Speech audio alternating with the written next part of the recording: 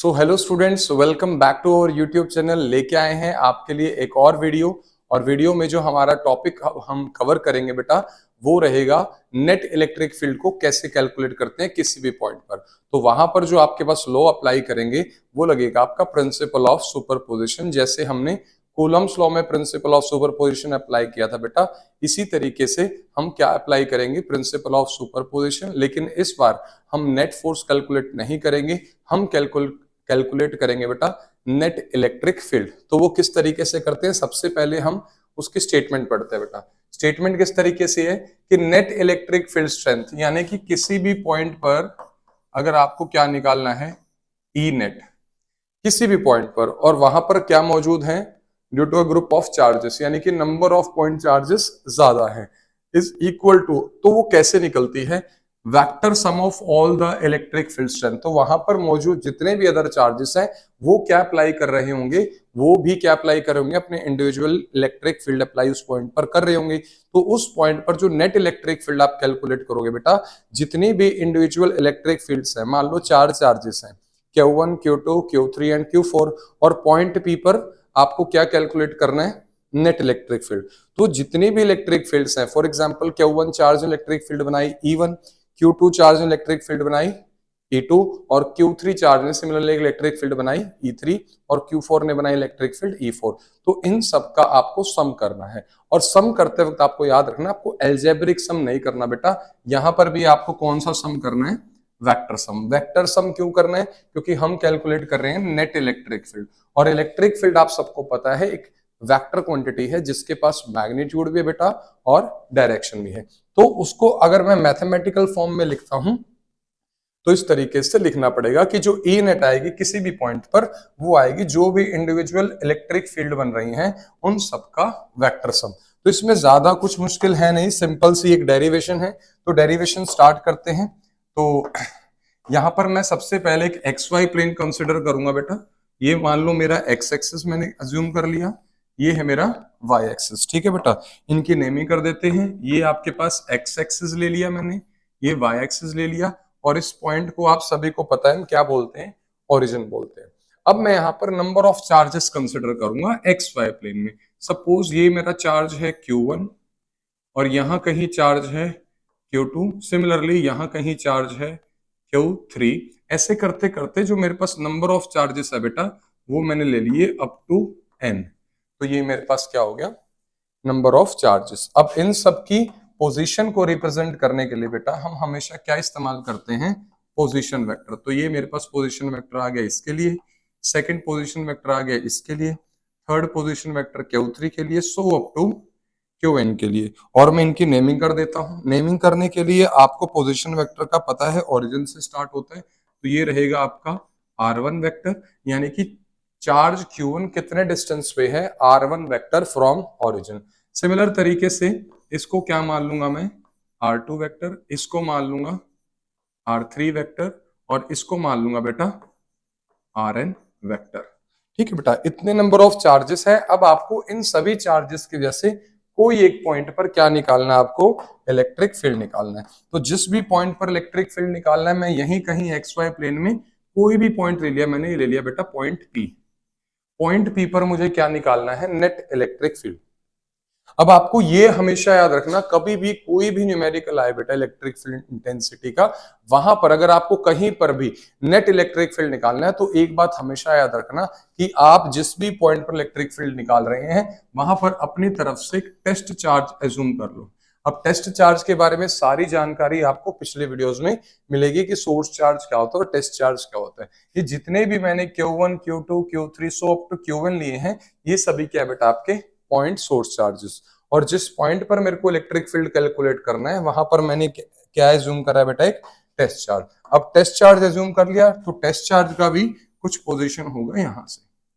तो ये पोजीशन आपके पास आ गया टेस्ट चार्ज का। तो इसका भी मैं नेमिंग कर देता हूं, इसका नेमिंग मैं ले लेता हूं R0 वेक्टर। ठीक है बेटा, तो हमने क्या किया, बहुत सारे चार्जेस लिए, Q1, Q2, Q3 so up to Qn, और वहीं कहीं क्या ले लिया, एक टेस्ट चार्ज ले लिया Q0 जिसका पोजीशन वेक्टर है। अब मेरे को क्या निकालना है, net electric field at point P, जहां पर मैंने क्या एज्यूम करा, एक test charge. Principle of superposition क्या कहता है कि बेटा जो आपके पास नेट इलेक्ट्रिक फील्ड आएगी यानी कि ई नेट, वो कैसे कैलकुलेट होगी? जो इलेक्ट्रिक फील्ड बनाएगा पहला चार्ज प्लस जो इलेक्ट्रिक फील्ड बनाएगा दूसरा चार्ज प्लस जो इलेक्ट्रिक फील्ड बनाएगा Q3, सो अप टू जितने भी आपके पास हैं ये अप टू NH चार्ज है तो इलेक्ट्रिक फील्ड NH। तो अब मेरे को क्या करना है, मेरे को ई नेट निकालना है, इस पॉइंट पी पर इलेक्ट्रिक फील्ड निकालना है, नेट इलेक्ट्रिक फील्ड। तो सबसे पहले मेरे को E1 की वैल्यू चाहिएगी, सिमिलरली E2 की आएगी, E3 की, सो अप टू En, और इन सबको मैं क्या कर देता हूं, वेक्टर एडिशन कर देता हूं, तो ये मेरे पास हो जाएगा प्रिंसिपल ऑफ सुपरपोजिशन। तो करते हैं स्टार्ट। सबसे पहले मेरे को वैल्यू निकालनी है E1 की। अब इलेक्ट्रिक फील्ड की वैल्यू, इलेक्ट्रिक फील्ड का जो हमने फॉर्मूला ड्राइव करा है, किसी भी पॉइंट पर आपको इलेक्ट्रिक फील्ड निकालनी है बेटा, उसका फॉर्मूला होता है के क्यू बाय डिस्टेंस का स्क्वायर। ये वो चार्ज है जिसकी वजह से इलेक्ट्रिक फील्ड निकालनी है। अब Q1 सोर्स चार्ज है, Q2, Q3, Q1, लेकिन वो आपका क्या है, पॉइंट चार्ज है, टेस्ट चार्ज है, खासकर टेस्ट चार्ज है, तो ये हमेशा सोर्स चार्ज की वैल्यू आती है। जैसे मैं इलेक्ट्रिक फील्ड E1 निकाल रहा हूं, तो इसका मतलब आपको पता होना चाहिए, इसका मतलब रहेगा electric field intensity due to source charge Q1, और आपको यहां पर कैलकुलेट कर लेंगे, ठीक है। तो मेरे को अगर E1 की वैल्यू कैलकुलेट करनी है, सो K मीन्स 1/4πε0, और Q यहां पर सोर्स चार्ज आपका क्या है, Q1 बाय डिस्टेंस का स्क्वायर। अब आपको डिस्टेंस कहां चाहिए, Q1 से पॉइंट P का डिस्टेंस, तो Q1 से पॉइंट P का आपको डिस्टेंस चाहिए, तो वो डिस्टेंस मैं कुछ एज्यूम कर लेता हूं। तो मैं डिस्टेंस एज्यूम कर लेता हूं बेटा, इन दोनों के बीच का वो रहेगा ये, ठीक है बेटा, यही डिस्टेंस है। अगर Q2 और Q0 होता तो यहां से यहां का डिस्टेंस, Q3 और Q0 होता तो यहां से यहां का डिस्टेंस। अब देखो इलेक्ट्रिक फील्ड की डायरेक्शन होती है बेटा, अब ये Q1 चार्ज इस Q0 को क्या करेगा बेटा, रिपेल करेगा। क्या करेगा, ये सोर्स चार्ज है, पॉजिटिव माने हैं जितने भी सोर्स चार्ज, और Q0 तो हमेशा ही होता क्या है, पॉजिटिव टेस्ट चार्ज। तो ये Q1 चार्ज इसको इस तरीके से क्या करेगा बेटा, रिपेल करेगा, यानी कि इसके ऊपर क्या लगाएगा, फोर्स लगाएगा F1 मान लेते हैं, क्या फोर्स लगाएगा, F1, और उसको क्या करेगा बेटा, रिपेल करेगा, ठीक है। अब ये जो डिस्टेंस है बेटा, ये जो डिस्टेंस है, इस डिस्टेंस को मैं कुछ भी मान लेता हूं, फॉर एग्जांपल A और ये B, तो यहां पर आ जाएगा AB का स्क्वायर, ठीक है बेटा, इस तरीके से। तो मेरे को क्या चाहिए, ए बी चाहिए। अब ध्यान से देखो, ये आपका पोजीशन वेक्टर है Q1 चार्ज का, ये आपका पोजीशन वेक्टर है Q0 चार्ज का, और ये जो वेक्टर होता है इसको हम बोलते हैं डिस्प्लेसमेंट वेक्टर। क्या बोलते हैं बेटा इसको, डिस्प्लेसमेंट वेक्टर। और ये डिस्प्लेसमेंट वेक्टर की डायरेक्शन कैसे लेते हैं, जिस डायरेक्शन में फोर्स एक्सर्ट हो रही है इस पे, इस टेस्ट चार्ज पे फोर्स उस तरफ है, तो इसका डिस्प्लेसमेंट वेक्टर की डायरेक्शन भी इस तरफ होगी, यानी कि ए बी वेक्टर आपका क्या है, डिस्प्लेसमेंट वेक्टर। अब इलेक्ट्रिक फील्ड की डायरेक्शन क्या होगी, देखो बेटा ये Q1 चार्ज है, इसने इसको रिपेल किया उस तरफ, फोर्स लगी उस तरफ, तो इसकी इलेक्ट्रिक फील्ड भी रहेगी इस तरफ।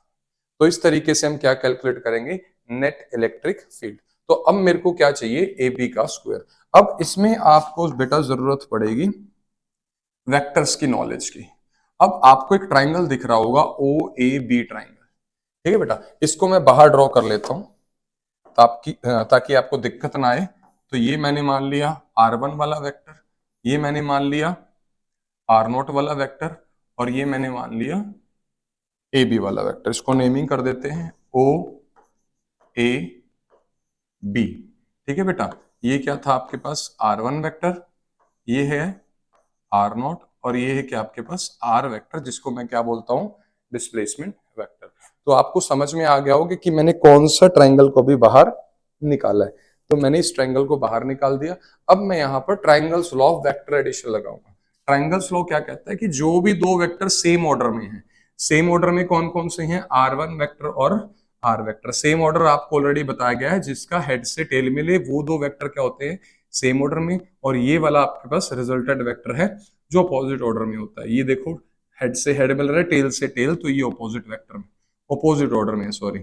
तो यहां पर अगर मैं ट्राइंगल सो लगाऊंगा, R1 vector plus R vector is equal to R0 vector, और मेरे को वैल्यू किसकी चाहिए, ए बी, इन दोनों के बीच का डिस्टेंस, यानी कि R वेक्टर की। तो अगर मेरे को यहां से R वेक्टर की वैल्यू चाहिए बेटा, वो क्या आ जाएगी, R0 वेक्टर माइनस R1, इस तरीके से आपके पास वैल्यू आ जाएगी। ठीक है बेटा, तो ये R0 माइनस R1 वेक्टर का स्क्वायर। ठीक है बेटा, अब डिस्टेंस का क्या होता है, स्क्वायर होता है, लेकिन अगर मैं इसको वेक्टर फॉर्म में करता हूं तो किस तरीके से करेंगे, ये अभी मेरे पास सिर्फ क्या आया है, इसका मैग्नीट्यूड आया है। क्या है बेटा, मैग्नीट्यूड। अगर मेरे को यही चीज वेक्टर फॉर्म में चाहिए तो मैं क्या लिखूंगा बेटा, E vector is equal to K Q1 bye जो भी डिस्टेंस है, डिस्टेंस के आपके पास R वेक्टर का क्यूब वेक्टर फॉर्म में, और इधर आ जाएगा आपके पास R वेक्टर। अब मेरे को कुछ भी नहीं करना, मेरे को R वेक्टर की वैल्यू पता होनी चाहिए। R वेक्टर की वैल्यू क्या है, R0 माइनस R1 वेक्टर, तो मेरे को यहां पे पुट करनी है। तो मेरे पास एक्सप्रेशन आया K Q1 by R0 vector minus R1 vector का क्यूब, और ये आएगा R0 vector minus R1 vector. तो बेटा सिमिलरली इसी तरीके से हम E2 की वैल्यू निकाल देंगे। E2 यानी कि electric field intensity due to Q2 charge, तो आ जाएगी K Q2 R0 minus R1 की जगह सेकंड चार्ज है, सेकंड पोजीशन वेक्टर R2 है, by R0 minus R2 vector का क्यूब। और इसी तरीके से E3 की वैल्यू आएगी बेटा K Q3 R0 minus R3 vector by R0 minus R3 vector का क्यूब। और इसी तरीके से हमारे पास nth चार्ज की वजह से इलेक्ट्रिक फील्ड आ जाएगी K Qn R0 minus Rn by R0 vector minus Rn vector का क्यूब। अब देखो ये आपके पास जो वैल्यूज आई है बेटा, ये वैल्यूज आई है E1 की, E2 की, E3 की, और सो अप टू An की। अगर अब आपको नेट इलेक्ट्रिक फील्ड निकालना है तो आपको ये सारी चीजें इक्वेशन नंबर 1 में पुट कर रही है, यानी कि सबको क्या करना है बेटा, आपको ऐड करना है। तो यहां पर जो आपके पास ई नेट आएगी बेटा, सबको ऐड कर देते हैं E1 से लेके। तो E1 क्या है, K Q1 R0 minus R1 by R0 vector minus R1 modulus का क्यूब, प्लस सेकंड आ जाएगी K Q2 R0 vector minus R2 vector form में, और मॉडुलस में आएगा R0 माइनस R2 का क्यूब, प्लस इसी तरीके से E3 की वैल्यू पुट कर दो, K Q3 R0 minus R3, नीचे आ जाएगा बेटा R0 vector minus R3 vector cube, plus e nth, तो वो आ जाएगी बेटा K Qn R0 minus Rn by R0 minus Rn mod में क्यूब। तो हमारे पास ये सारी वैल्यूज आप राइट डाउन कर सकते हैं, ये सारी वैल्यूज आप राइट डाउन कर लीजिए। अब नेक्स्ट स्टेप में आप देखोगे कि आपके पास जो कॉमन है बेटा, K कॉमन है, तो K को हम क्या कर लेंगे, कॉमन निकाल लेंगे। बाकी सारी चीजें एज इट इज आएंगी, ब्रैकेट स्टार्ट कर दो, इधर आएगा Q1 R0 minus R1 R0 vector minus R1 का क्यूब, प्लस के बाहर आ चुका है, so what you are left with Q2 R0 minus R2 by R0 vector minus R2 vector cube, plus K बाहर आ चुका है, तो यहां पे बचेगा Q3 R0 vector minus R3 vector by R0 minus R3 cube, plus के इसमें ही बाहर आ चुका है, सभी टर्म्स में के बाहर ले लिया आपने। R not minus R N by R not vector minus R N vector का क्यूब। तो इतनी बात आप सबको समझ में आ गई होगी। अब यहां पर क्या करेंगे बेटा, ये जो टर्म है आपके पास ये थोड़ी कॉम्प्लिकेटेड नजर आ रही है, ठीक है, इसको आप सिंपल फॉर्म में लिखना है। तो हम समेशन स्टार्ट करेंगे बेटा, ठीक है। समेशन स्टार्ट कैसे करते हैं कि एज इट इज मैंने यहां पर समेशन स्टार्ट करना है, तो E net is equal to K as it is summation start. अब देखो यहां पर जो काउंटिंग है वो कहां से स्टार्ट हो रही है, 1 2 3 सो अप टू n तक चल रही है। तो i की वैल्यू 1 और काउंटिंग कहां तक जा रही है, अपर लिमिट क्या है काउंटिंग की, n तक है, तो यहाँ पे n। उसके बाद आपको देखो क्या करना है, ये Q1 Q2 Q3 Qn तक, इसको बार बार नहीं लिखना, Q के पैर में i लगा दोगे। i का मतलब क्या है बेटा कि जो आपके पास काउंटिंग है वो उसका लूप स्टार्ट हो चुका है। लूप कैसे स्टार्ट हुआ है कि i की वैल्यू 1 है, फिर 2 है, फिर 3 है, सो अप टू n है। इधर ये देखो बेटा सब में आर नोट है, तो यहाँ पर आपका समेशन लूप एक्टिव नहीं है, आर नोट, तो ये आपको R not as it is minus. अब चेक करो R1 R2 R3, यानी कि R में काउंटिंग स्टार्ट हो गई है 1 से n तक, और ये मैंने I लिख दिया इस तरीके से, अपॉन इधर क्या आएगा बेटा, आर नोट देखो सब में एज इट इज है, तो यहाँ पर R के पैर में I नहीं लिखना, जो आर नोट है उसको as it is R not, minus R के पैर में 1 लिखें, 2 लिखें, 3 लिखें, n लिखें। तो यहां पर देखो काउंटिंग स्टार्ट हो गई है, तो उसके लिए हमने लूप का I लगा दिया, वेक्टर और इसका क्यूब। तो ये मेरे पास क्या आ गया बेटा, ये मेरे पास आ गया नेट इलेक्ट्रिक फील्ड इंटेंसिटी आ गया at point P, at point P।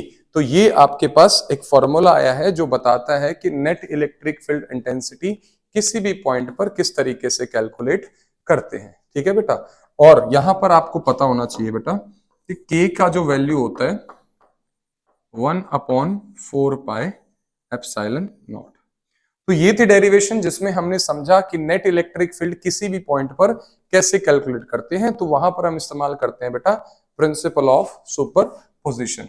Principal of superposition क्या कहता है कि जो किसी भी पॉइंट पर अगर आपको नेट इलेक्ट्रिक फील्ड निकालनी है due to a group of charges, अगर आप ध्यान से देखिए जहां हमने ग्रुप ऑफ चार्जेस की बात करें तो हमने कौन से ग्रुप ऑफ चार्जेस लिए, Q1 Q2 Q3 so up to Qn लिए, और जो हमने डेरिवेशन में लिया Q0 उसका मतलब क्या होता है, टेस्ट चार्ज। टेस्ट चार्ज हमेशा वहां रखा जाता है बेटा जहां पर आपको क्या कैलकुलेट करनी है, नेट इलेक्ट्रिक फील्ड। तो कहते हैं जो नेट इलेक्ट्रिक फील्ड अगर आपको कैलकुलेट करनी है due to number of charges, वो कैसे कैलकुलेट करोगे, is equal to the vector sum of all the electric field strength.